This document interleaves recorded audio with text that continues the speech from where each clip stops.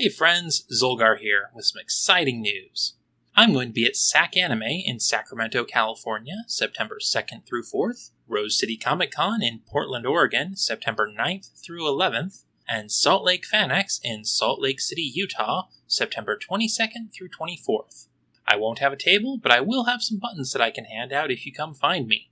I'll be hanging out with my friend, the Peculiar Magpie, at his booth selling cool props and nerdy art pieces. I will post pictures and booth numbers on our social media during each show. Welcome to Two Idiots and a Dog presents Serial Idiocy. Our take on a true crime podcast. What? No!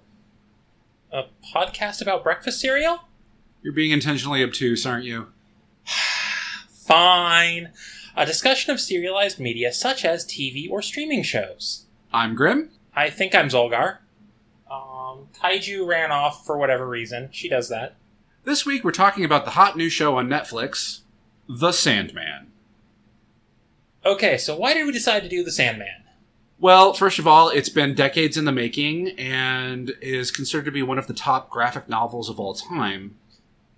And the show is frankly amazing. It is very good. Good enough we bumped our lineup. Yeah, we basically... I watched the first couple episodes of this, and I was like, hey, Graham, you want to do a Serial Idiocy episode? And I went, do I? Because, yes, I've been wanting to do Serial Idiocy for a while, but a series is a major time investment, but we were already investing the time at that point, so screw it. We were already investing the time at that point, and the problem we'd been bouncing off of, and this is a little off topic but not too major, is we couldn't agree on a series. Like, Grim was wanting to do Arcane, but I was kind of mad about Arcane and things like that. Yeah. And this one we were both just like, It is amazing. Do it now. It's also a show with an amazingly diverse cast. And honestly, if we continue on this, we're just going to be doing the episode, so... Also, of course, Sandman is currently trending all over the world, so we wanted to jump on that bandwagon. We're shameless trend chasers. A little bit. We're going to break this episode up into two segments. The first will be a spoiler-free discussion of the show itself. We will be giving ample warning before we finish that segment and enter into the spoiler segment. Well, okay, then I don't need to say my next line. Yes, you do. No, I don't. Because what's in the spoiler section? What is the spoiler section, Zolgar? You screwed up the script, darn you. I'm going to hurt you now. We're just a couple of idiots. What were you expecting? So, the second portion of the show will be a spoiler-filled discussion, of both the show and the first 16 issues of the comic. So, without further ado, let's get into Sandman. Mr. Sandman, bring me a dream. Stop right there. We don't have the rights. You want to get us sued? This is how we get sued. I think that song is old enough that it's in public domain by now. I'm not going to take the risk. Now, if I started singing Metallica's Enter Sandman, then we'd definitely be in trouble. Oh, yeah. But Lars Ulrich would just manifest in this room to serve us lawsuits. I will say, though, I would have actually loved to have had a cover of Enter Sandman, or the original, in the soundtrack for this. Playing in the background in the 80s segment. Yes. That we can't talk about yet because it's technically part of the spoiler section. Well, there's a point that this segment takes place in the 80s, Yeah. Yeah. We can't get into more than that. I mean, we're going to, but we can't yet. We're dealing with entities that have existed longer than this world, so... They're literally called the Endless. They are, anthropomorphic personifications of primal powers? What I refer to as the cornerstones of any physical reality that contains sentient life. But I think the line I used is actually pretty much what death refers to them as. Yeah. So, we're going to have to do this in stages here to bring you along on this journey. A little bit. So, the first stage we're going to get into is the casting, because, oh my god, the casting. The casting is, for lack of a better word, perfect. And we do not say that lightly. We are both of the general overall perception and belief and philosophy when it comes to media that there is no perfect media. This show seriously challenged that preconception. There are some characters they made some deviations to in terms of either the gender and or race of the original character. And we'll get into that a little bit more in a bit here. Yeah. Those that they didn't, though, the casting they chose, they practically lifted the character out of the comic book and put them on the screen. And even the characters they did change, those changes are made so seamlessly, and the portrayals of these changed, updated characters is, for lack of a better word, perfect. Yeah, it's amazing. You know, you've got Tom Sturridge as Dream. Which I straight up said to Zolgar in our living room that he moves and talks exactly like I always pictured it in my head. Yeah, and I had to so I started watching this before I read Volume 2, but I'd read Volume 1 before I watched this, as you may know if you've listened to the comics episodes, because that was a few weeks ago. And yeah, there was nothing about that seemed like, oh, no, that's not Dream. No, that was this... He was never in a hurry because he is eternal. He doesn't show emotion. He doesn't show concern. He's not fussed about anything because he is eternal. I think of it less of Tom Sturridge playing Dream and Dream borrowing Tom Sturridge for a while. Yeah, it's like Morpheus just was like, I'm going to borrow this body for a little while. Mm-hmm. They want to tell this story, and I am the storyteller, so I'm going to make that happen. I'm going to borrow you. Come here. Boyd Holbrook as the Corinthian was just so creepy and cold and charismatic and... Oh, God, you want to talk about stepping off the page. Until I saw him on, like, a cast video out of costume, hanging out with the other cast on, like, a BuzzFeed video or something like that, I half expected to find out, yeah, no, we actually performed a dark ritual in the basement of an abandoned part of Hollywood and summoned him into our reality. I think the only character that they didn't do a major change to that did not look like they were just lifted straight out of the comic is John Dee. Because they would have had to CGI John Dee the way he was in the comic, and it would not have looked right. Yeah, the art style they used for him in the comic was very exaggerated, and it doesn't work with a live-action adaptation. That said, David Thewlis played John Dee incredibly. You hated him. Oh, yeah. Yeah. I mean, we're going to have a little bit of a debate over him later in the spoiler section. It's going to be a good debate. I think you're going to really enjoy it. But I want to preface right now that I will be playing devil's advocate, because my personal feeling on John Dee is shoot him in the face. Shoot him in the face twice, and then shoot him in the twin, just to make sure. Because, we'll get into it later, but... Yeet John Dee into the sun. What'd the sun do to you? It's a crushing, burning hot weight that destroys everything that gets near it. I thought that was capitalism. Did we say that out loud? Whoops! Whoopsie. Hey, look over there! Media! But yeah, the casting on this was amazing. And it's not just the major characters. Even the minor ones, like the house that Rose ends up in. Yeah, if we listed off the whole cast of the house, we'd be here for a while. But everybody there, with the exception of one character they made some changes to for the better, in my opinion, looked like they stepped out of the book. Yeah. And again, everyone also played the role incredibly well, which is always... It's always a trick, finding that character who looks perfect for an adaptation and plays the part perfectly.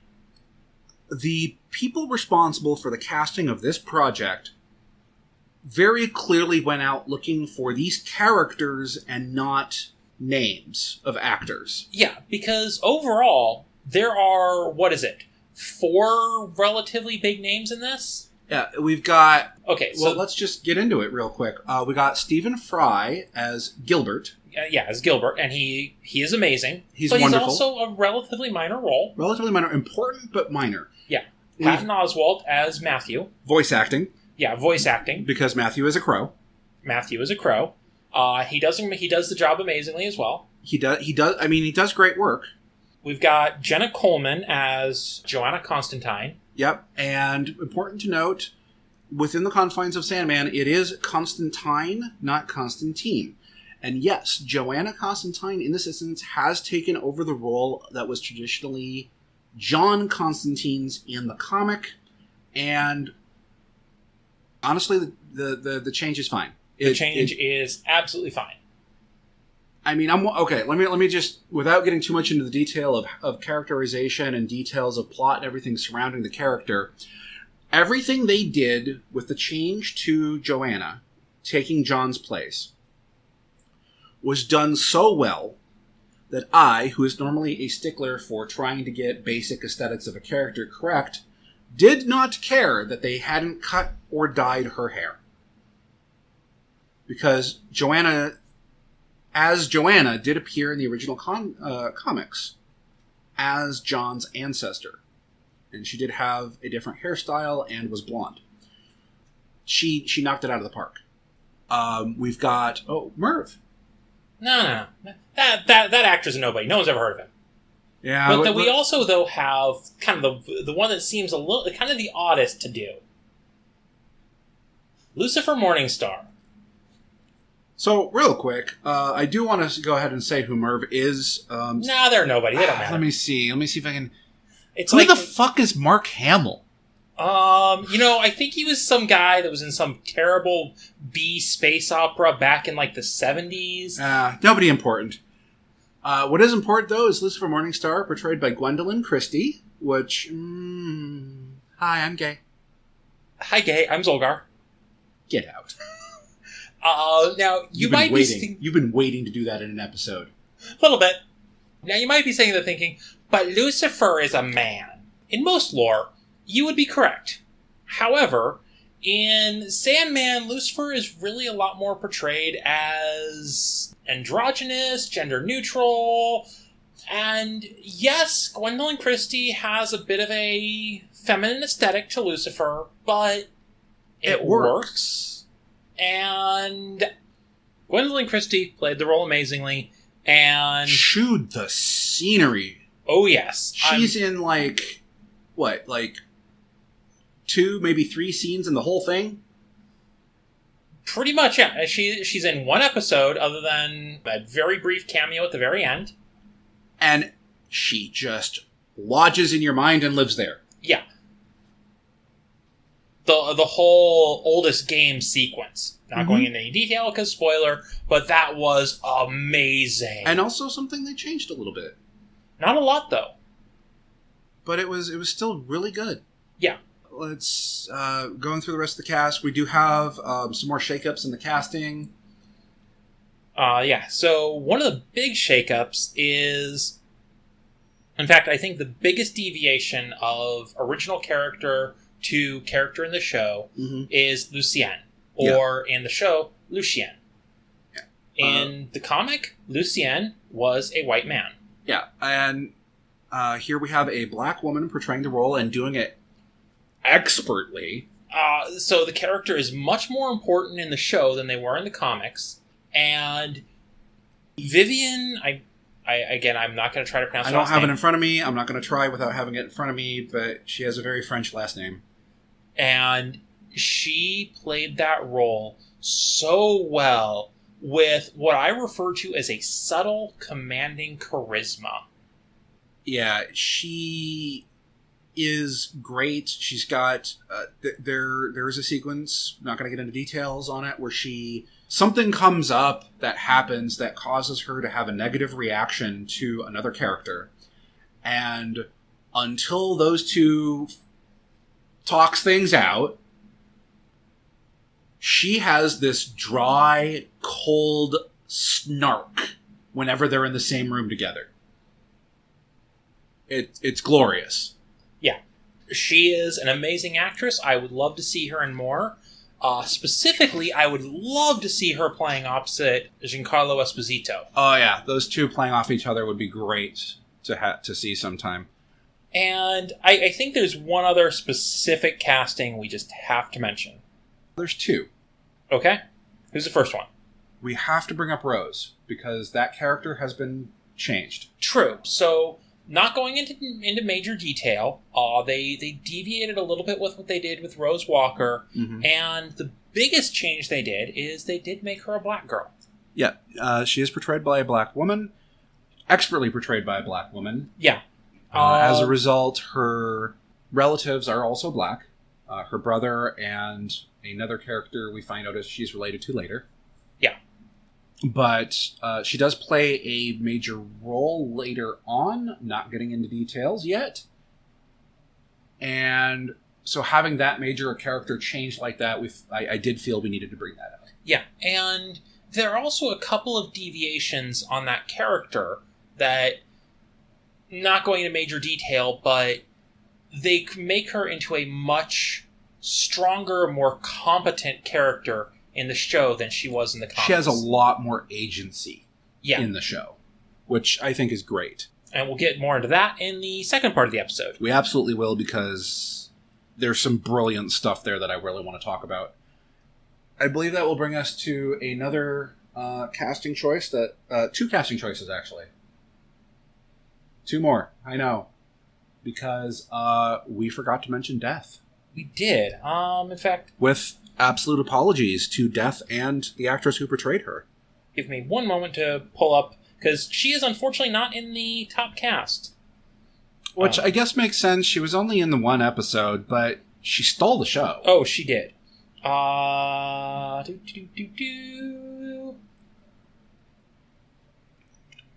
you Death? There we are. So, Death was portrayed by Kirby Howell Baptiste. And so this portrayal of Death, which we're not going to go into great detail on this particular portrayal, not yet. There will be heavy talk of Death later, but this is both Grimm and I's favorite style of Death. This is the best representation of Death in any media. I will die on that hill, and it's not just... And happily be taken by Death. And my reasoning for her being my favorite will actually probably surprise those of you who know me. And, I mean, she steals the show, the episode she is in, because... Oh, yeah. So, the episode she is in is issue 8 of the comic book, The Sound of Her Wings. And they gave the episode the same title. And bloody hell, I'm choking up just thinking about that episode because it's so beautiful. Without spoilers, the original comic issue caused me to cry when I read it 20 years ago. I watched that episode and bawled so much, I had to actually reach out to Neil on social media and thank him. Because it is poignant, and it is human, and I can't go into more detail here because of spoilers, but you better believe we're touching on this in the second half. Okay. I think we need to take a moment here. While we're doing that, you can say who played Rose, because I don't think you ever did. Oh, yeah, I forgot to say who played Rose. Sorry. We're organized. No, we're not. We're professionals. Okay. I may botch the pronunciation of this actress's name, and if I do, I apologize. We are very, very white. It is Vanessa, I believe it's Samunyai. She was brilliant. I would love to see her in more. I think that, if I recall right, this was her very first first acting credit on IMDb. And she knocked it out of the park. She absolutely... I mean, did anyone in this show not knock their role out of the park? Speaking of parks. Okay, and there is... So, in this show, we meet a total of 4 personifications. And one of them is very, very briefly. Yeah. The third one we are going to touch on is Desire. portrayed amazingly by Mason Alexander Park. And based on social media posts I have seen, I am led to believe that Mason hunted and stalked this role like a panther, up to and including reaching out to Neil himself on social media to find out who was doing the casting so that they could submit their apply for the role through the proper channels. And I just want to point out, as somebody who literally just read the comic, Mason... so not only is Mason perfect for this role in mannerisms and just the overarching gorgeous androgyny that Desire needs. Yeah. But Mason also looks the part so well. Mason looks the part without dyeing their hair black. Mason is... okay. I have expressed this before. I am a spec. So I will not say Mason Alexander Park is hot. I will. But they are fucking gorgeous. And by the way, yes, it is they. They are non-binary. Playing a non-binary entity. Chef's kiss.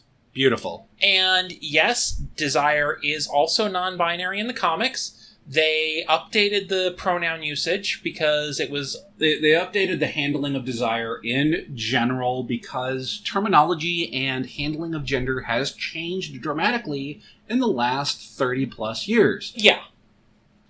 There's a lot of elements of the Sandman comics that are an element of their time. Yeah. Desire in particular was handled as he, she, it. For the majority of gender non-conforming individuals, it/its as pronoun set has fallen out of favor. Many feel it is othering and dehumanizing, but I'm not going to come for the people that still use it, of course. Like, your pronouns are your pronouns. Desire is an integral part of humanity. So... And Desire wants to be desired by humans. Mission fucking accomplished. Oh, yes. Because I'll say it, Mason Alexander Park is hot. And as Desire is hella hot. So, thirst trap out of the way. We could spend another hour just talking about the casting. Yeah, the casting is fantastic. We brought up the changes they made through the casting as we went. So we've covered that, which definitely needed to be covered. Oh, yeah. I do want to touch in a very vague general sense on who some of these characters are. So, Dream is literally Dream. Lord Morpheus. As an Endless, he is the physical personification of dreams. Yeah. Death is, of course, the Grim Reaper, for lack of a better term. And also, she is Dream's big sister. All of the Endless are siblings. And Desire is one of the younger siblings and twin to Despair. Yeah. Which makes a lot of sense because Desire and Despair are kind of... intrinsically linked. Yeah. We see Despair very briefly, but it was nice to see her. The other ones that we are aware of existing at this point are Delirium and Destiny. Yes. There is a seventh who is referred to as the Prodigal. Yep. And we're not going to talk about who that is, though.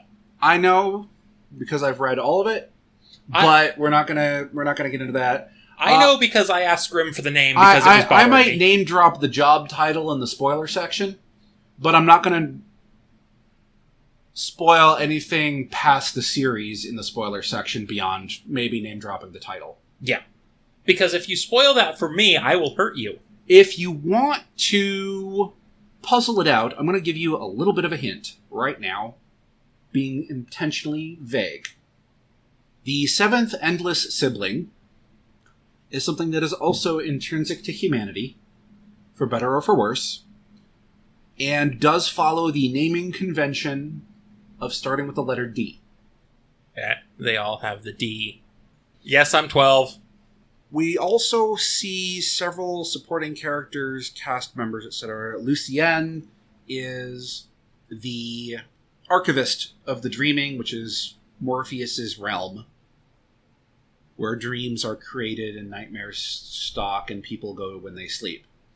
There is a section where Dream is absent. We're not going to get too much into that because even though it's the premise of the whole show, it's still spoiler territory. Yeah. But for some reason, he's not around for a little while. And she kind of steps up as middle management, but like competent middle management. So yeah, in this, the character is a little more important. We have Rose Walker, who is, let's say, intrinsically connected to the dreaming in a way that we can't get into right now, but she becomes very important later. Yeah, she is a very integral part of the story. Lucifer Morningstar, no further clarification needed. I mean, it's the bloody devil. Any story that the devil is in, if they are not intrinsically linked to that story, there's something wrong. Yeah. And then I'm trying to think if there's anybody important we should touch on. Do we want to touch on the Corinthian at all? Yes, actually. So the Corinthian is one of Dream's errant nightmares. Yeah. So there are a few entities of the dreaming that, while Dream is AWOL, decide to go for walkabout, and Corinthian is one of those. He is a nightmare in every sense of the word. There is another nightmare that we meet who, I don't want to spoil anything, but there is something they changed with this character. The character of Galt in the comics was two entities and has been merged for the purposes of the show into a single entity. And also, noteworthy is both of the original entities were very non-human. One had a humanoid structure, but was still very non-human and masculine. Yeah. Galt is more humanoid, but still obviously not human, feminine, and also played by a black woman. Yep. Played masterfully, by the way. Yes, absolutely. And we will get into that character and the real changes in the spoiler section, because that is one of my favorite parts of the show. Yep. We are absolutely going there, for sure. There's a lot of characters who come and go throughout that are important to note. John Dee is important and integral, but we can't get into the specifics on him because it's directly tied to plot. Geralt. Huh? Or Gilbert, sorry. Gilbert. Gilbert is an important character. He is one of the members of the House. Yeah. And the House is a place where Rose Walker stays for a while with another character, Lyda Hull, who is both is and isn't important, and we'll get into that later as well. I suspect she becomes a lot more important later on. You've got those characters. Of course, one of the recurring themes is Rose is looking for her brother Jed. That's part of her main story, is looking for him. And, I mean, the cast of the House is just... You've got this very painfully normal, as they are described, couple in Barbie and Ken. Yes, that is their names. And yes, they hang a lantern on it. Oh, yeah. I mean, they hang a lantern on it a little bit in the comic, but in the show, they're just like, oh, yeah, it's horrible, isn't it? Yeah. There is Zelda and Chantal, who are... No one knows, and that's part of the fun. They are both very goth women who are inseparable. Yeah. I could actually make a comment regarding the comics, and I will later, but... Yeah. It's hinted at in one of the dream sequences in this, but that's for the spoiler section. Then there is Hal, the owner of the house. Who is wonderful and changed slightly, but mostly to bring his gay front and center a little more. Yeah, it was hinted at that he was gay, and he was a drag performer. Yeah. And they really brought the gay up to almost a stereotypical level, and normally an overly stereotyped gay character bothers me, but with as much of the cast was queer, it didn't. Yeah, and something about Hal just feels so genuine, even when he's being over the top.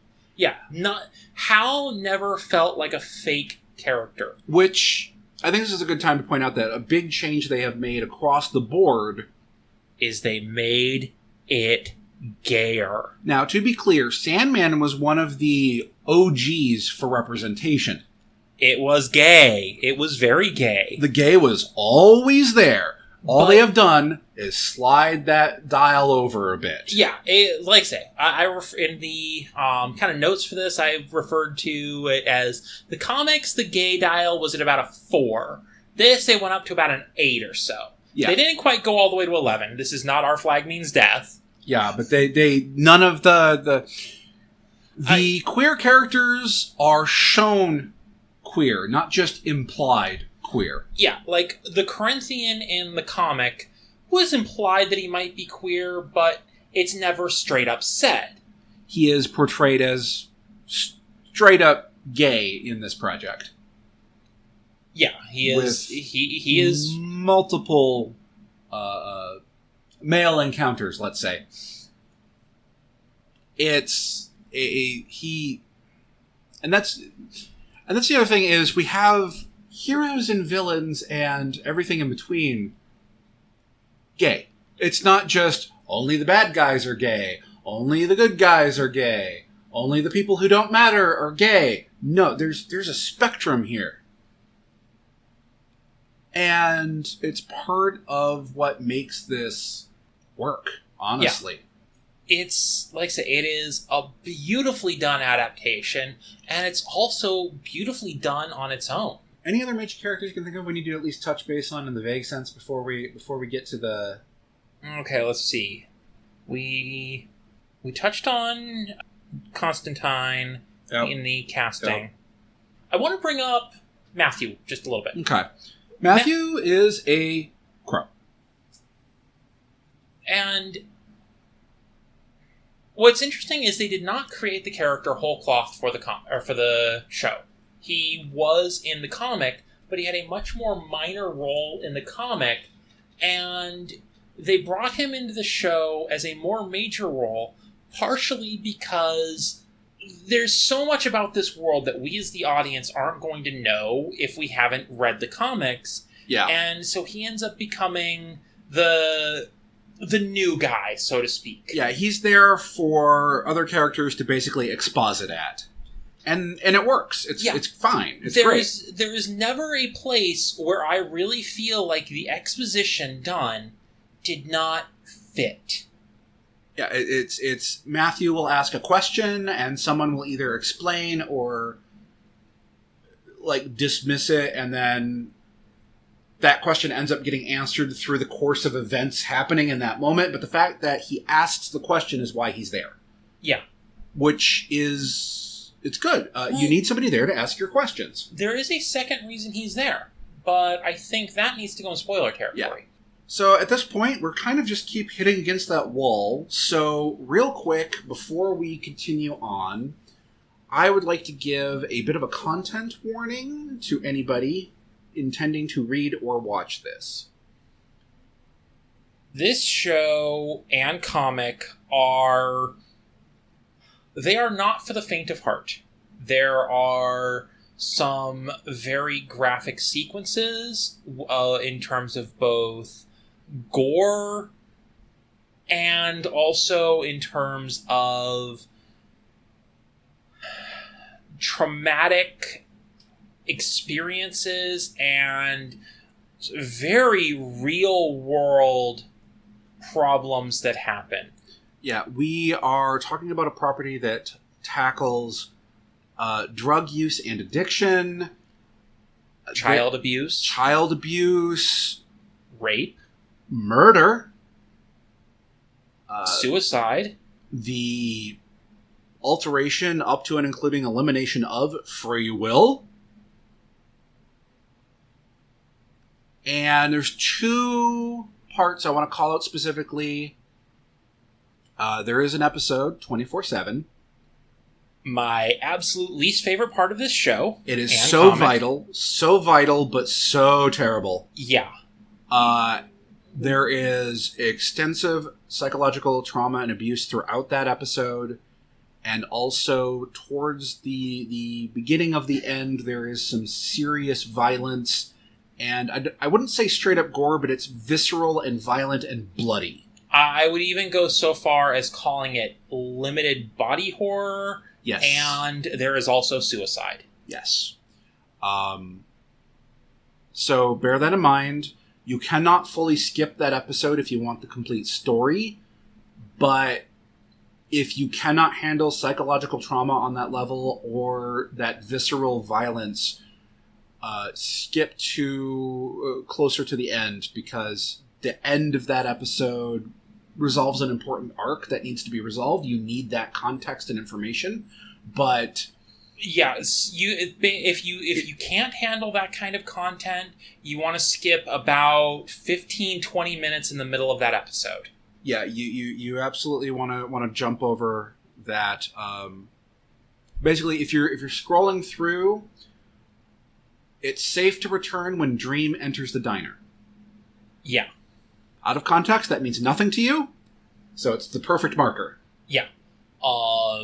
And the other sequence that needs to be mentioned is there is a serial killer convention, yes, which has some interesting moments. It's not... The majority of the convention itself is actually tame and quiet. We do see one person, or two people, actively killed there, but it's not super graphic. However, there is also a dream sequence during it, and it is the serial killer's dreams. And it is as graphic and sickening and disgusting as you expect it would be. Yeah, it is the dreams of the Doctor, Nimrod, and I forget which the third one we see is, but I may have been the Connoisseur. I don't remember, but they all have these cute little sobriquets because nobody wants to use the real name. Go figure. And it's well done. Don't get me wrong. Very well done.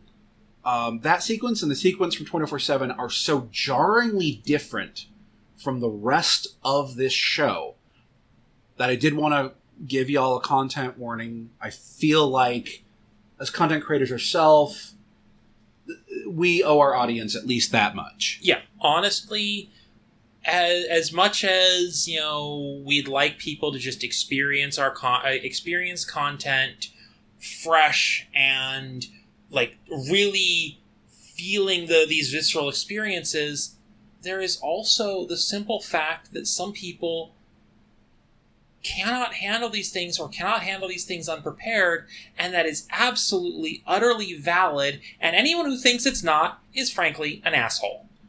Let me put it this way. You know me, I'm not someone who shies away from most gore, right?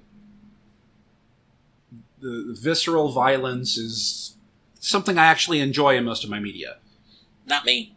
I'm not into torture porn, but if my action sequences get a little graphic, I don't mind. I squeak out when they start torturing people. Valid. That's valid. So, the comics bothered me zero. The show actually bothered me a little bit. Because it is just a sudden shift in tone for those sequences. Yeah. And that's not a bad thing.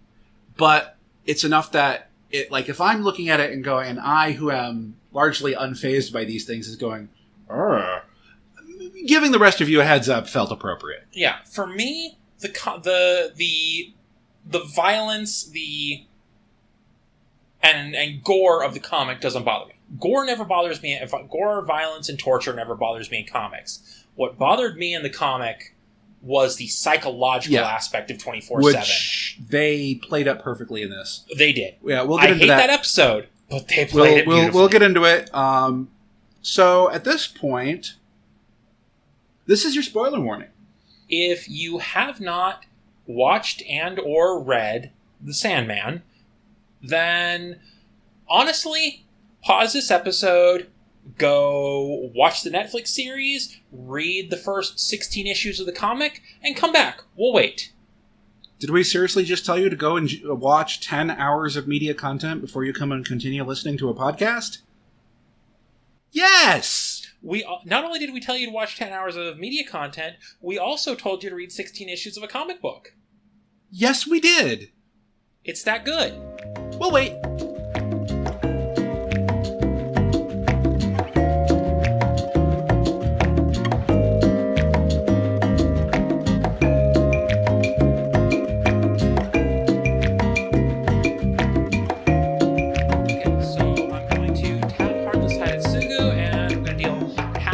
Everything on the field, but I've also got this, which oh, they're back.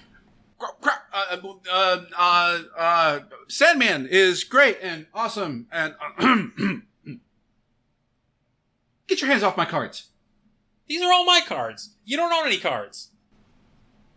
So the first thing I want to do is I want to get into some of these characters a little bit deeper, because there are some things they did with them that are spoilerific, but are so amazing and they need to be brought up and they need to be discussed. One of them is, I'm going to start off right at the gate and front load it, Gilbert.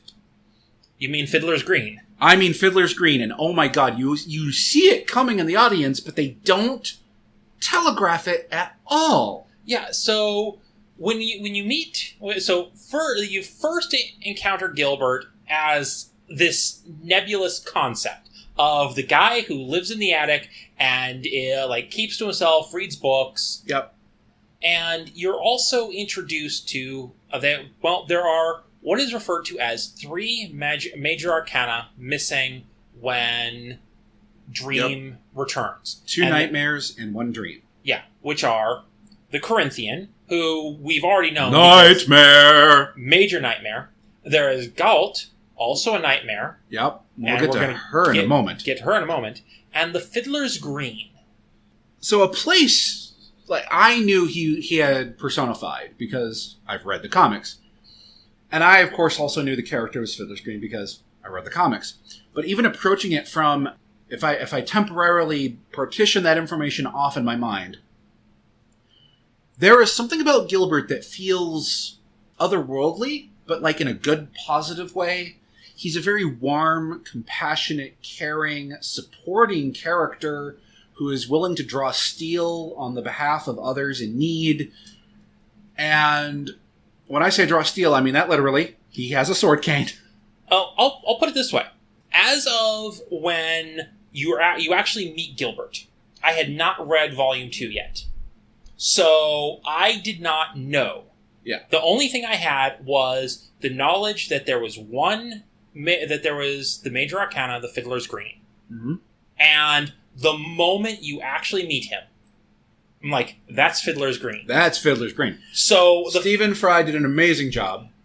Especially because they did not telegraph it. There was none of that wink, wink, nudge, nudge, like... The closest thing is he wore a green cloak. Yep. That is the closest thing to... That is the only visual story cue you get. There is no, camera panning and slowing on a book describing the Fiddler's Green dream archetype, because it is a dream archetype. It is a well-known dream archetype, the Fiddler's Green. So there's no, slow pan of a book about Fiddler's Green, or someone, or words and stuff getting arranged just so that it sounds like Fiddler's Green for a moment, or him standing in front of a billboard that's a big green forest. From none of that. Or they didn't pull something instead of his name being Gilbert, it was Philip Green or some shit. They didn't telegraph it. Yeah. But it was still so perfectly done that it was just that's not human. That's Fiddler's Green. Yeah. And, because, again, it's Stephen Fry.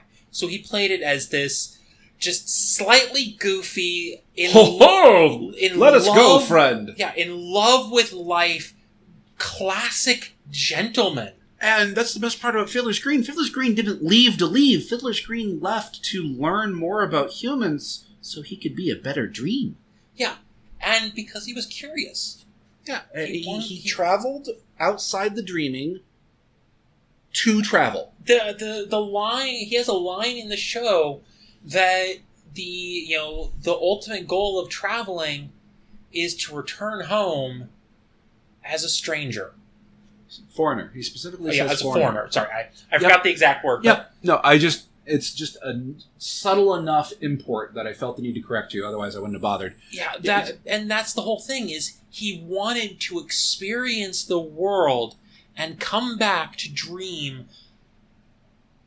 essentially as a new man. Yeah, or which I think is a noble pursuit. And ultimately, Dream decides this is the same as well, because he returned on his own when the time came. I do not have the heart to punish you for leaving. Yeah. Which, right now, I'm going to tell you right now, major spoiler time for everything. The Sandman is the story of Morpheus reclaiming his soul. Of being a person and not just the job. Which, I think that's actually a good place to bring up the other reason Matthew is involved. Because right at the very start of the show, Morpheus loses one of his ravens. Jessamy. And he is crushed by it. When he finally sets out to return to the mortal world after seeing the damage that is done because he needs to go reclaim his tools that were taken from him, he adamantly refuses a raven. Even though Lucien is very much like, but sir, you always have one. And it's interesting to me how, honestly, yeah, forcing Matthew along was a little bit trying to get Morpheus to heal a little of that of his own trauma, because here's where we can talk about this. Morpheus spends 100 years locked up. Yeah, so the opening concept of the Sandman, I think we actually really need to cover that, is that a powerful wizard wants to summon death and bind her. And bind death and force death to return his dead son to him.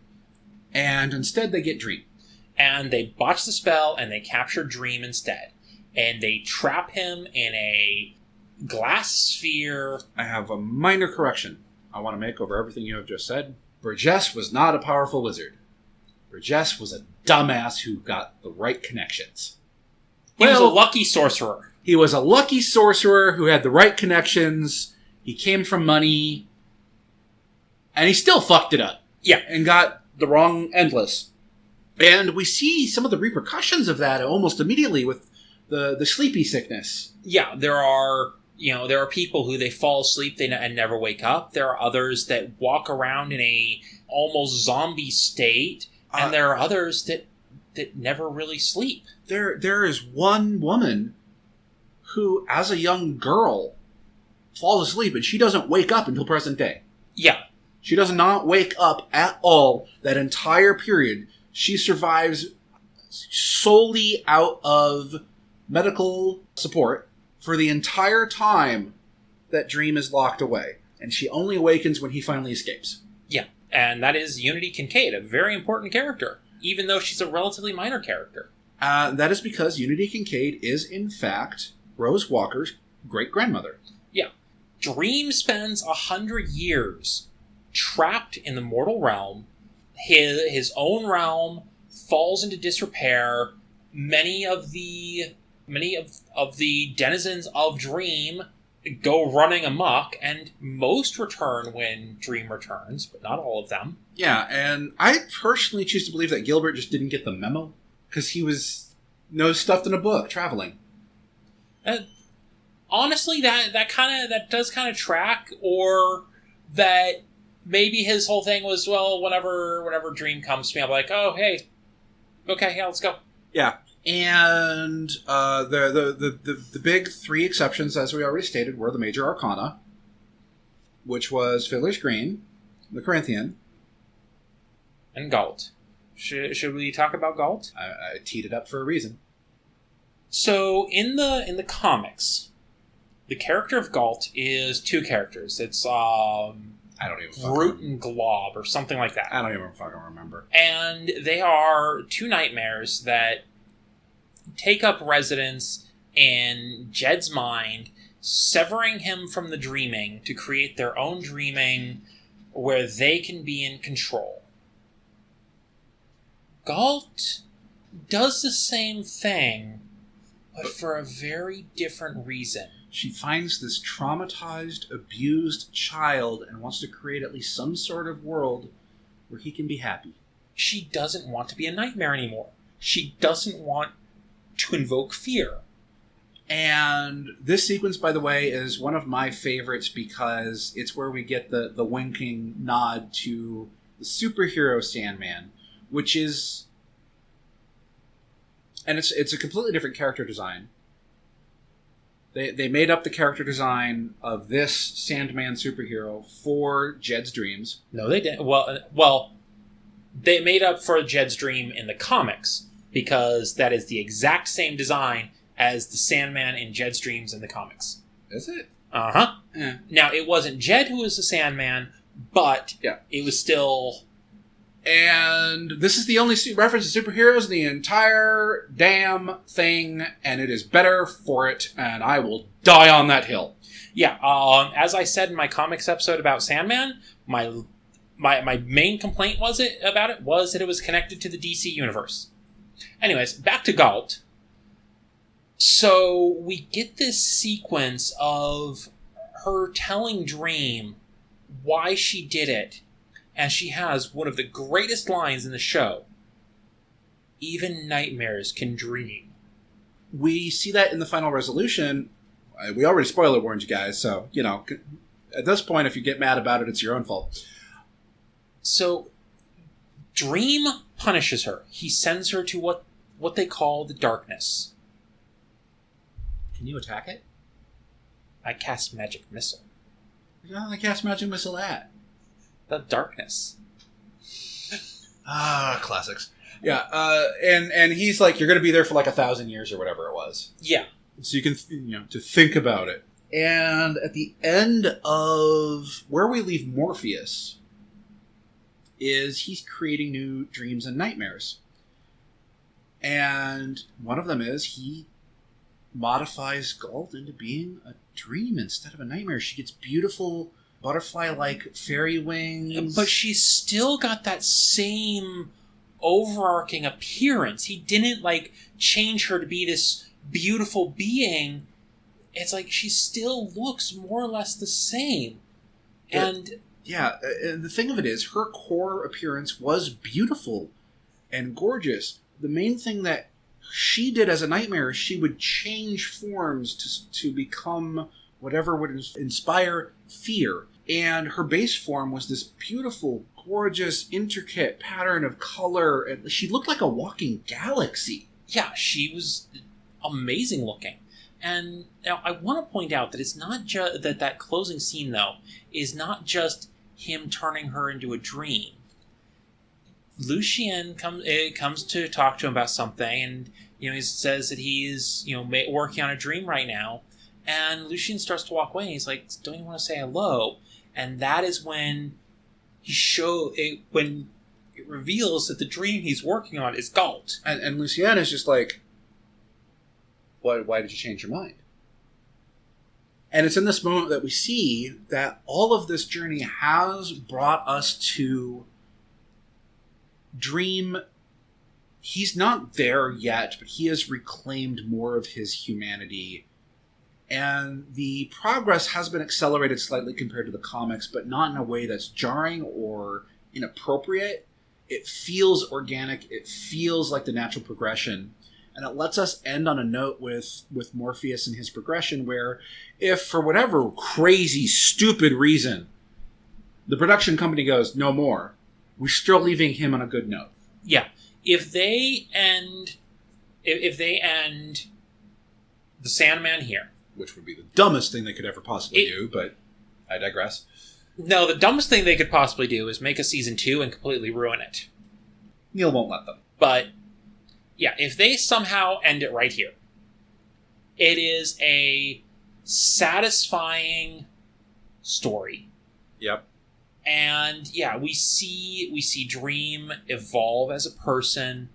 And one of the reasons I really, really love Galt's story, even though she is such a minor character, she is a tertiary subplot over there, is I love this concept of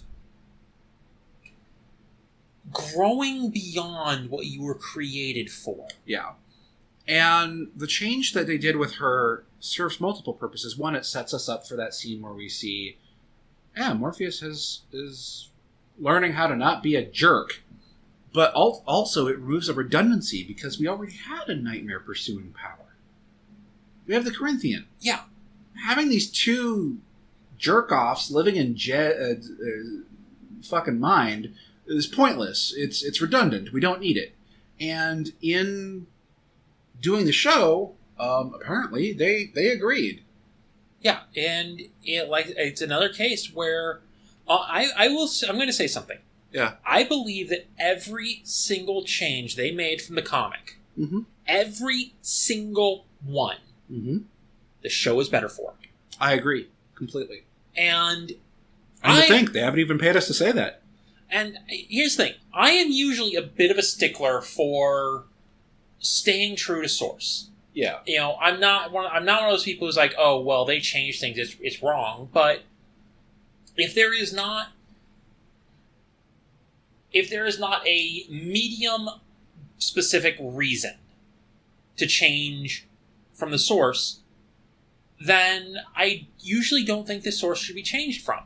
But in this case, I do firmly believe that every single change they made improved the story. Yeah, everything I've seen has been amazing. And the best part is these changes might be changes to a specific character or a specific story arc, but these changes are true to the themes and source of the material. And if you can hear dogs barking outside, I'm sorry. I don't know why the neighbors' dogs are barking. We cannot control them. That might also be kaiju, but... Yeah, well, she's part of the show anyway, so whatever. Unfortunately, we do not have a sound dampening booth yet. Eventually, someday. Hopefully. But back on track here, I think there's a couple of things I want to touch on, and then we should really tackle the hot button issue. First, I want to get into death. So I told you all earlier that this death is my favorite personification of death across all media. Death is also, in this instance, my favorite of the endless. Followed closely by Dream and Delirium, who we do not meet in the show or the first 2 volumes. And death is my favorite. A lot of people in Number are going to be like, well, of course, death is your favorite. I mean, you are the unholy bundead. I am a total edgelord. I freely admit this. So you're a pizza wheel. You're all edge and no point. But I have a point here, and my point is, this is my favorite interpretation of death, and death is my favorite of the endless because she is so human. This is not a death that shows up, cloak billowing, scythe in hand. Your time has come, mortal.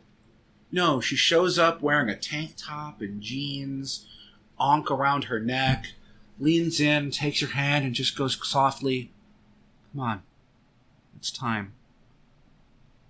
And she gives people a moment if she can. The sound of her wings makes me cry every fucking time. Because we see her on the job. She brings Dream with her because she knows he needs that reconnection. He needs to be reminded of what it means to be human and what it means to be a person. Now, the Endless are not human. By any stretch, they take human form. But they are not human. So it's even more important that they maintain these connections. And he's been out of it for 100 years. She knows that. So she takes him on the job so that they can have an extended conversation while she's still maintaining her duties, because her duties are very important. And through the course of it, we see an old musician. We see a husband who drowns. Not just a husband, a newlywed husband. They were on their honeymoon. Baby. A baby? A young man murdered in an alley? A young man murdered in an alley. And the one that always fucking gets me. Yeah, here we go. A drug addict who ODs in a tent, implied to be homeless. Just like, she looked rough. And just the compassion that death brings to her job. And there's a particular moment, I told you this was going to happen. I'm cheering up really hard over here. There's a particular moment where she's talking to Dream about her job and how she wanted to quit. Just walk away from it. She almost did. She realized, though, that one of the main things about her job is she never does her job alone.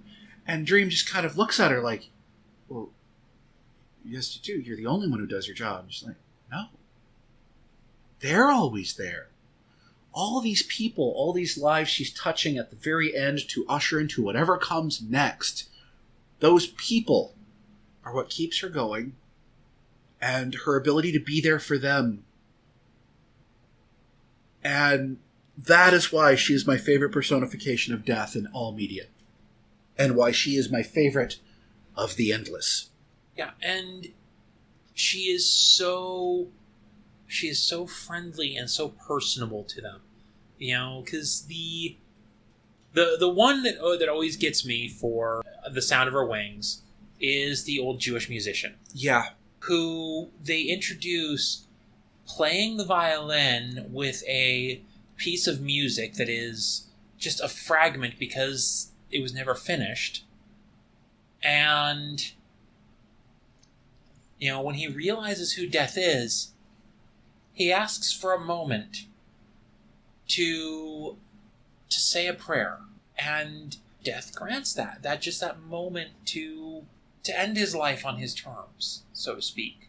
And then we see a very different, just kind of friendly nature with the last one we see her take, which is actually someone we meet briefly at the start of the episode. You know, they're because it starts out with Dream sitting on a park bench feeding the pigeons, and she makes the crack from Mary Poppins of, you know what you do if you keep doing that?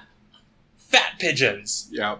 And, you know, there's a group playing soccer, and a guy there playing soccer ends up flirting with Death a little bit, which flirting with Death takes a very different meaning here. And your first clue there should be that he can see her. He could also see Dream because Dream caught the soccer ball. Mm-hmm. But then they're at the end of the episode. You hear the sound of a car horn honking and something getting hit, and he comes running back up and he's like, "Hey, did you see that car just missed me by that much?" He's just like, "Missed you by that much, huh? Come here, I got to show you something." Yep, and she walks off, and that's it. And that was almost frame by frame from the comic. And we hear the sound of her wings. Yep. And that's the other thing, is the title comes from the fact that every time she takes them, it's always just out of frame. So we only ever get like the shadow, but you can hear her wings unfurl as she takes them to whatever comes next. You hear the sound of her wings, and it's beautiful. I honestly think it's some of Neil's best writing ever. And yeah. I can say that confidently without having read most of his work, unfortunately. I need to fix that, but I'm still confident that that's going to be some of his best writing of all time.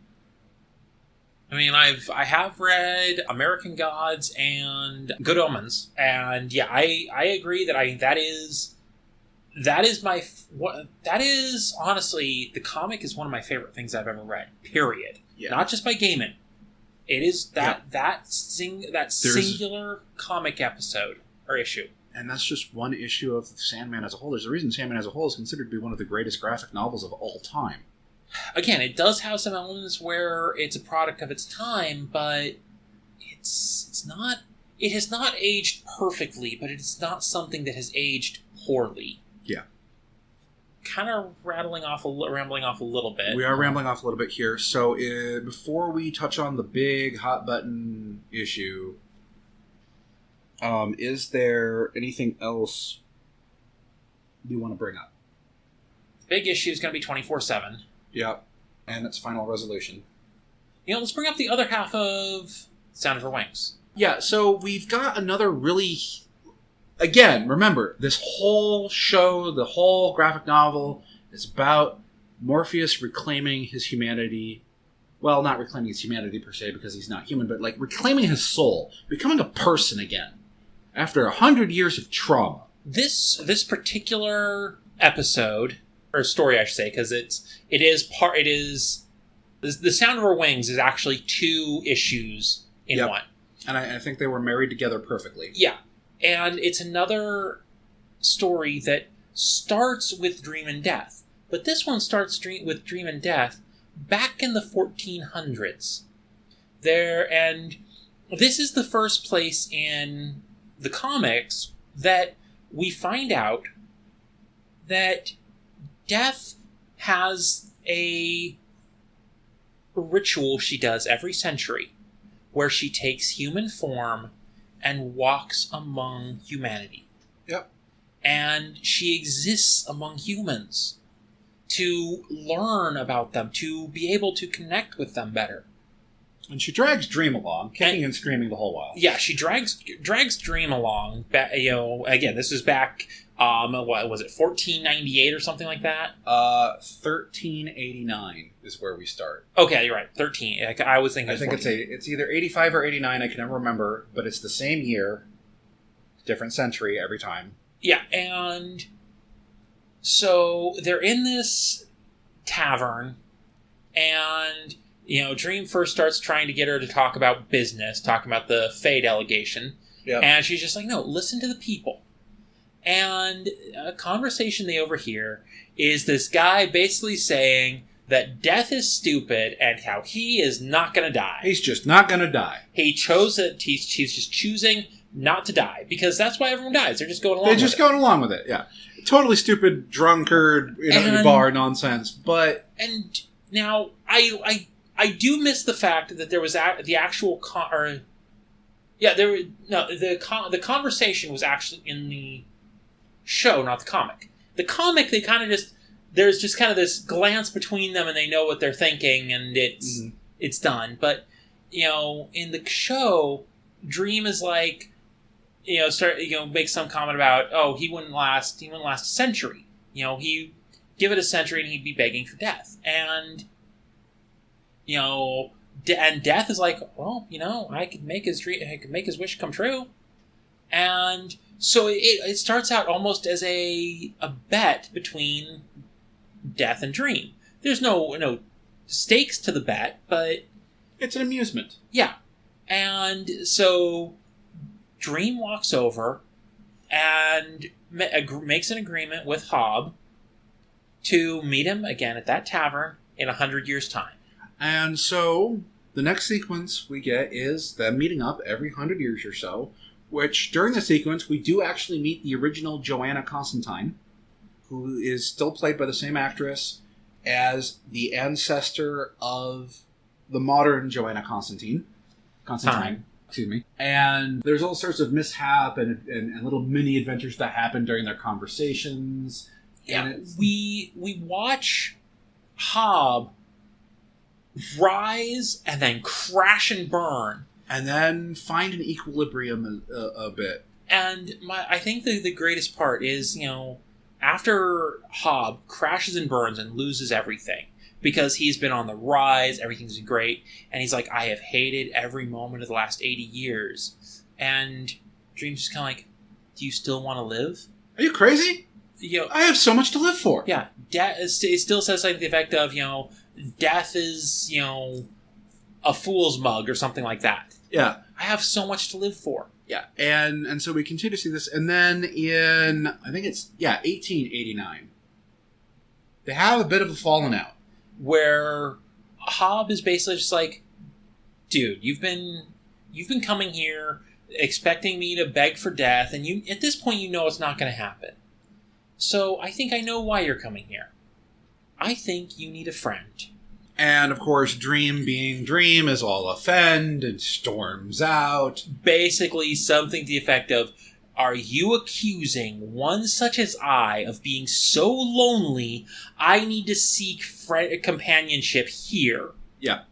And the response is, yes, I am. Yep. Because he called him out on that crap right up front. And then, of course... The early part of the 1900s, he gets captured. And he misses the next appointment. And 1989. Well, and it's important to note that the end of the sequence when he storms out, Hob yells off something like, well, if I see you again in 100 years, I know it's because we're friends, right? Yep. And so... And he misses it, and we actually do get to see Hob in the bar looking a little crestfallen because Dream doesn't show up. But, we get the feeling that he has been still successful again. He's got a cell phone in the 80s. Yeah. It was one of those giant fuck-off brick phones, but it was a cell phone. And... a nice car. Then the owner of the tavern's like, well, you're gonna have to meet your friend somewhere else because this place is being torn down. And Dream shows up late for the meeting because, well, he was imprisoned in the 80s and had to deal with other things. And he shows up to their old meeting place being torn down. Well, but then he sees graffiti. It's interesting to note that in all that time, in that 30-year period, because they set it in the 2020s. Yeah. Modern day. That's one of the things they changed. They updated it. Yeah, they brought it to modern day because it's easier. Yep. Because you don't have to sit there and explain, why doesn't anybody just pull out their smartphone? They do, quite frequently in the show, actually. But it's still standing 30 years later. Kind of implying that Hob has very deliberately been working to keep it that way, even if it can't remain open. Or possibly that he fought it for quite a while to keep it from being... Because we don't see it being actively torn down. We just see it cordoned off and closed up and not being maintained. No, there was construction equipment outside for being torn down. I didn't see any construction equipment. Pretty sure there was, but whatever. Whatever. Not important. What is important, though, is he fought to keep it there. And then, as you said, he sees the graffiti. Yeah, Dream sees the graffiti on the fence around it that just says "New Inn," pointing that way. And it's not stated, but it is implied that the New Inn, that is literally called the New Inn, belongs to Hob. What's also really cool is when Dream goes there, he does find Hob sitting there. And Hob's like, I kind of didn't expect that you would show up.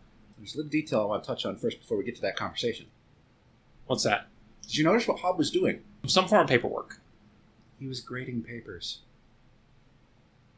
I caught that he was going...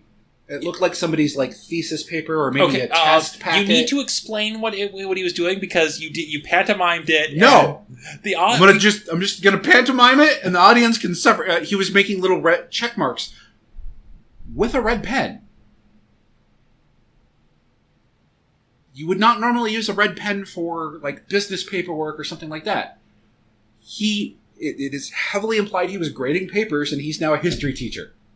I mean, someone who's lived 500 fucking years, 600 years. Yep.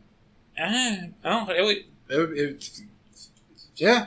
And now we can talk about that conversation. And like I say, Dream's like, Hob's like, well, I kind of didn't think I'd see you. And Dream says something to the effect of, that he was held up, but he, it was an apology because it's impolite to keep your friends waiting. And Hob just gets this shit-eating grin. It's beautiful. I love it. But it's not just a shit-eating grin. It's this... Yeah. That confirmation. Yep. It was beautiful. And it's one of the... Again, everything is about him regaining his soul. What makes him a person and not just the job. And it's all these little moments. And I honestly think it's a big part of something we're about to have an argument about. So there's a lot of things we'd like to talk about, but the fact of the matter is, and we kind of expected this to happen with a series, is there is a lot to talk about. And frankly, there are some things we just can't quite get to. There are a couple of things we're still going to touch on, but go watch it. Yeah, in all honesty, we could sit here for 6 hours talking about this. We could sit here for 10 hours talking about this, one per episode. But that's a little bit more of a breakdown than we felt like doing. So, all right, we're going to go ahead and touch on a hot button issue here. We're going to have ourselves a little bit of a mini argument. Okay, So we talked about the episode 24/7. It is John Dee with the ruby in a diner. Okay, we need to express something really quick. So Dream starts out with 3 tools. I'm going to make this very quick. So his 3 tools are his sand, his helm, and his ruby. And these are stolen from him at the start by Burgess. And the first half of the show is him reclaiming them. Yep. That is also the first 8 issues of the comic. Yep. And he reclaims the sand fairly easily with Constantine's help.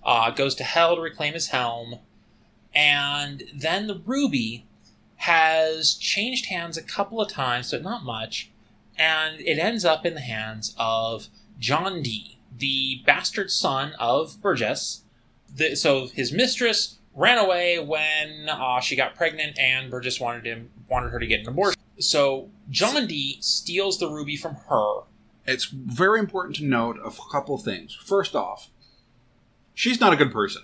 She's really not. At the very end, she tries to be, but she's not. She's one of those that have scraped together up from nothing by basically taking advantage of other people and ripping them off, or dealing in stolen goods, or being just extra fucking shady. She's not a good person. And she raised him alone. Okay. Now, the ruby is the most powerful of Dream's tools. He has invested the most of himself into it. And in the hands of a mortal, this ruby has the capability of making dreams come true. Of basically warping reality to the whims of the holder.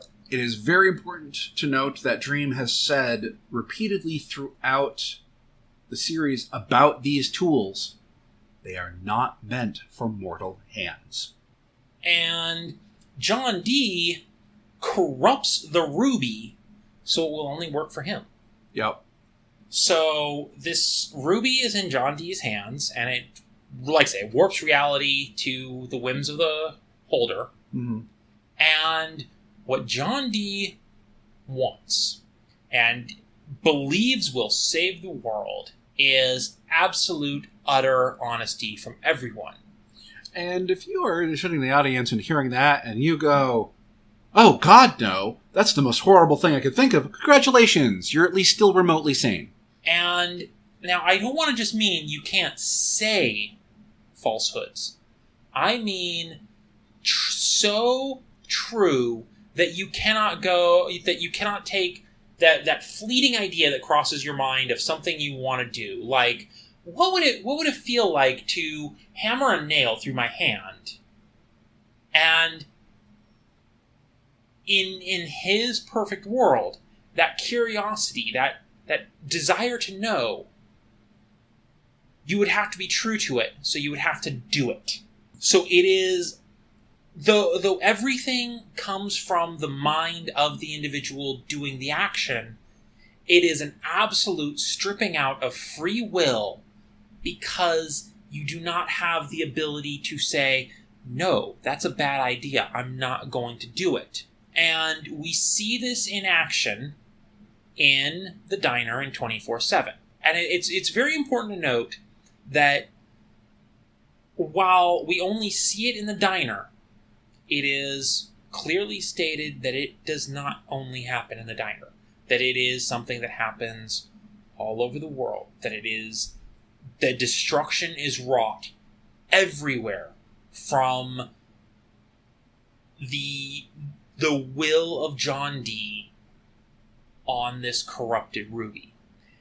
And this, again, 24/7 is a brutal, bloody, disturbing sequence of... The term is visceral. Yeah. There is, like I said, there is self-mutilation, there is not exactly consensual sex, there is... Yeah, you can't give consent if your free will's been overridden. Yeah. There is murder, there is just... It is horrific. It's ugly. You have to understand that when I say visceral. I mean your gut tightens watching this. Yeah. It's heavy. It is not an easy episode to watch. It is not. Zolgar's hatred of the episode is valid in my opinion, but it's so important and vital for us to see. This is what happens.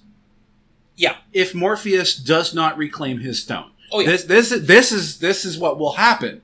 And that slow build up to the full, for lack of a better term, madness of it all is so critical. Yeah. I do not like this episode. I really do not like this episode. I did not like the issue of the comic book, but I will not for a moment say that it should be skipped, that it should be bypassed unless you literally cannot handle it. Unless it is literally triggering for you where you literally cannot consume this part of the media. It really can't be. Even I, who was skipping, was doing it in very short 10-second bursts through the specific elements that were hitting me that hard. I wasn't skipping anything, but I also was not paying super close attention. Yeah, I was focused almost exclusively on it, so...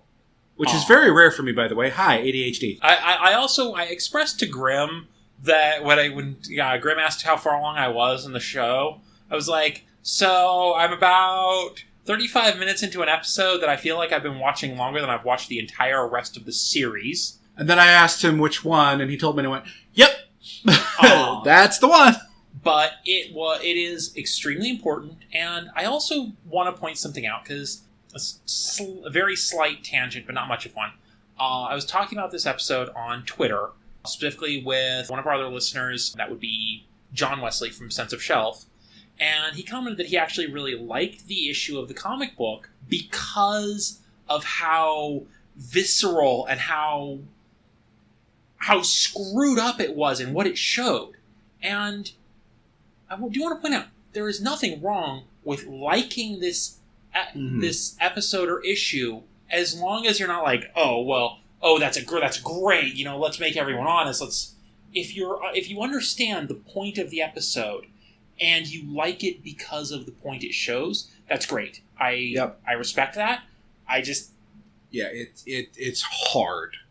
It is a hard watch, and let's just get it over with.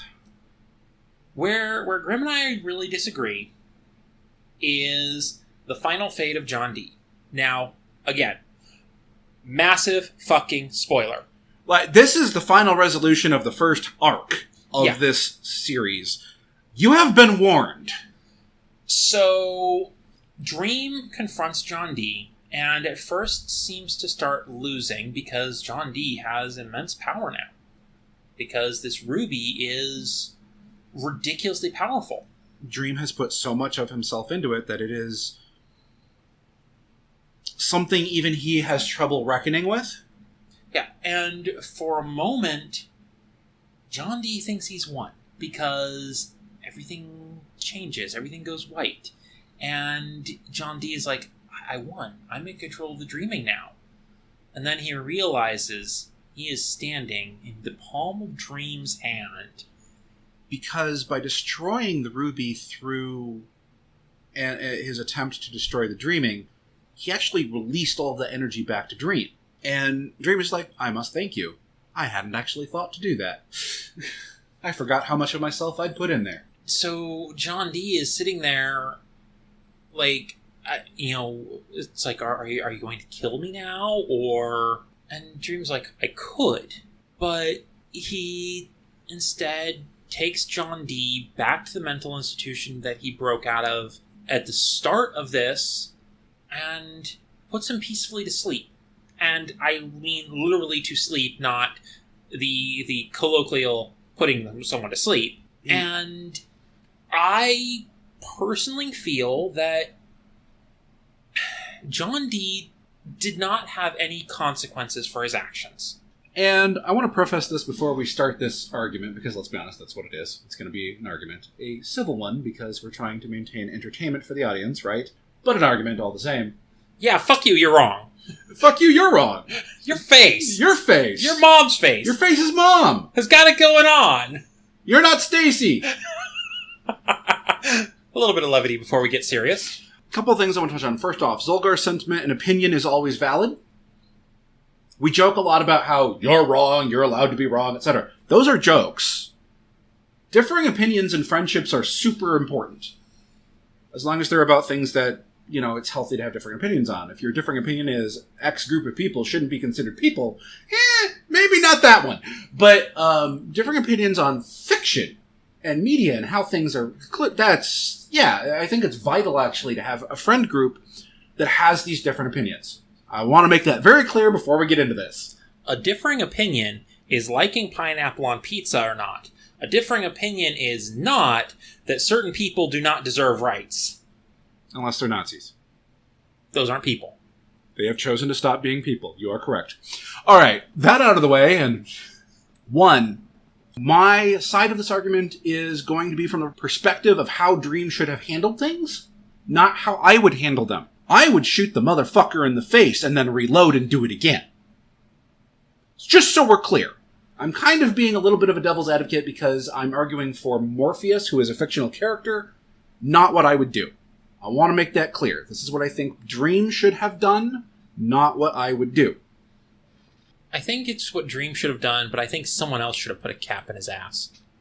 See, that it's kind of the whole, the Joker needs to die, but it can't be Batman thing. Rose Walker should kill him. No, I don't want to put that on her. She's such a sweet girl. Let the Corinthian have him. No, the Corinthian would enjoy it too much. Yeah, he gets his later anyway. It's fine. Like, if you honestly thought the Corinthian was getting away with everything he was doing, I don't know what to tell you. All right. The other thing I want to touch on real quick here is, before I get started into the specifics of this, I just want to state for the record that I disagree that he didn't face any consequences. And that my reasoning for that is, one, he does end incarcerated. In a mental institution. In a mental institution. But it is incarceration. He is not there voluntarily. And second, it's particularly bad for him because that is the one thing he didn't want. He wanted to be out. He does not want to be in. He is back in. So it's the dual-fold incarceration and absolutely doesn't want to be incarcerated. I will, though, disagree on that because I feel partially he experiences no real consequences for it because he ends the series, he ends his arc in the same place he begins it, except slightly better off. And that brings me to my stance on it. I believe that Dream did exactly what Dream needed to do to continue his journey to reclaim his soul. Because in Dream's mind, the actions, and he basically says as much when he's talking to John Dee during that final confrontation, "Are you going to kill me?" Part of his reasoning is the ruby was never meant for mortal hands, and because it was never meant for mortal hands, what happened was a consequence of the ruby falling into mortal hands, and thus, by Dream's logic, John is not entirely responsible for what he did. And I don't disagree with Dream's rationale. Like I said, I don't necessarily disagree that Dream did the right thing for Dream. Honestly, I like a little bit more of a... What's the right word? I like the villains in my media to experience slightly more appropriate consequences for their actions. Again, I don't disagree that Dream did what was right for Dream, but I don't think that the power of the ruby alone can be accountable for what John Dee did, because while power corrupts, I do believe that part of the corruption of power is the use of that power and the choices in how you use that power. With a measurement by mortal power scale, certainly, but we're talking about an otherworldly artifact that does not belong in our world. So we don't actually know all the rules of how it works. We don't, but that doesn't change my point. That's going to be how you feel on the subject, for sure. We've actually talked about this outside of this episode, which is why we kind of went, yeah, we should probably have this conversation in the episode. Our conversation outside of the episode was a lot more heated. Little bit. We both, in the moment, we tend to both get a little passionate. Yeah. No names were thrown around, and we weren't, slamming each other in the walls, but like, no, you're wrong. But we do feel very passionate about the media we consume and the opinions we form therein, so our private conversations do get heated. Which honestly might be a little bit better for the podcast, but it's also a lot harder to... It's one thing for us to have that argument in private and then sit down later and be like... Because there have been a couple times where one or both of us have gone a little too far. It's a lot harder to walk that back in an entertainment format. Yeah. Oh, and the other thing is, since we always talk about these things before the podcast, we've kind of gotten to the point where we know what each other is saying, thinking, and it's... And it allows us to still have this conversation like this in what I think is hopefully entertaining for you, the audience, but not throwing chairs at each other and screaming names and tearing each other's heads off. Not becoming loud, angry white men. Commodifying our emotions. Basically, not becoming a shitty reality TV show. Or a shitty reality-adjacent commentary podcast looking at certain major known entities, but not naming any names. Mostly because we don't want to get sued. We are too poor for that. So, yeah, that was a little heated, little hot, but not as hot as it could have gone. We've had the hotter conversation already, and yeah, that's a little bit of showing you how the sausage is made, but we feel it's important to maintain the fact that Solger and I are friends! Yeah, and... friends? But we are also friends who have been friends way too long and basically have no filter with each other. We really don't. So we do that in private so that when we come to you, we can have that little bit of filter because you might think you want us unfiltered. You do not want us unfiltered. The closest you're ever going to get is Unleashed. I'm sorry. No, the closest you're ever going to get is the note sessions. True. That said... Shameless plug for our Patreon goes here. Right?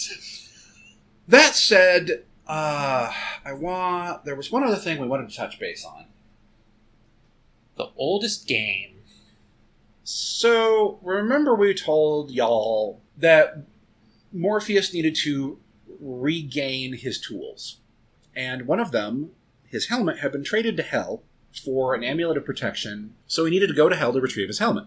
And to retrieve his helmet, he has to challenge a demon to a game. And the difference here between the comic and the show is he challenges the demon, and in the comic, he competes against the demon. In the show, he competes against Lucifer. And this was done for a few reasons. One, they just wanted to show Lucifer off more. And two, honestly, Gwendolyn Christie opposite Tom Sturridge was far better visual. And also, there's one other thing it does. It makes the stakes so much higher. Because, it's a random mook demon. Whatever. Yeah. But it's Lucifer Morningstar. It is the literal king of hell. They literally set it up that, yes, Lucifer is more powerful than Morpheus in a conversation with Matthew. Lucifer is frickin' Lucifer. Especially more powerful than Morpheus at the center of hell when Morpheus doesn't have all of his tools. It is, if not flat out stated, heavily implied that the only being in the cosmos greater than Lucifer is the being that created him. The big old capital G God. Yeah. Oh, and now I have to fight this being. Crap! But it's not a fight. It is a contest. A contest of, what is it? Confidence and creativity? Confidence, creativity, and transformation. And basically, one makes a move by saying, I am... whatever, and then the other counters it with something, and then based on what they say they are and what they do, that inflicts damage on your opponent. So, you know how you're a little kid, like, bang, bang, I shot you. Nuh-uh, I got a shield. Yeah, well, I got shield-piercing bullets. Yeah, well, my shield is unpierceable, and... It is basically that, but enforced by the magic of hell. Yeah, it is, and it is, I mean, it's a cool concept, and it was executed beautifully in the show. And because it's a contest of hell, it has rules, which is why Lucifer's power here matters but doesn't matter. It matters for the stakes, but it doesn't matter for the game. Like, if you are with... Well, let's use the exact example of what we started with, a dire wolf. Well, let me back up for a moment. This is like, okay, we need to resolve our issues by playing Mortal Kombat. The person you're having an issue with is the President of the United States. For the purposes of the game itself, playing a video game, it doesn't matter that he's the President of the United States. But outside of that, in the greater context, yeah, it kind of matters that it's the President of the United States. Yeah. And so, like I said, you start out, you're with the dire wolf. Yeah, you're with the dire wolf. Then your opponent says, well, I am a hunter with a spear, spearing the dire wolf. I am a snake biting the hunter's horse. And it starts out kind of this. It first starts out going smaller, and then it flips and gets bigger and bigger. I am anti-life. And I'm sitting there going, oof. Well, and anti-life was in response to, I am a universe. Yep. Like, we are talking cosmic scale by this point. And I don't think I want to spoil, even though this is the spoiler section, the final play. Because it's beautiful. Yeah, the final play, if you have not watched this or read it, the final play is so gloriously done. And it's beautiful and amazing, and the acting and the direction and the camera work and the effects all make it, I'm going to say the fucking word again, perfect. I want to ask you a simple question. If you have not watched or read this yet, what is more powerful than the anti-life? What is more powerful than something that obliterates every living thing in existence? What survives the end of the universe? Ponder that. And while you're pondering that, go fucking watch this! Sandman is one of the greatest comics and graphic novels ever written. This is easily one of the greatest shows I've ever watched. Yeah. Because I came into it so late, I am not as big of a fan of Sandman as many people are. Because I've read so many other amazing comics and graphic novels by other amazing creators. Yeah, and I want to point out, I'm very careful in my wording when I say one of, because there are some amazing books out there.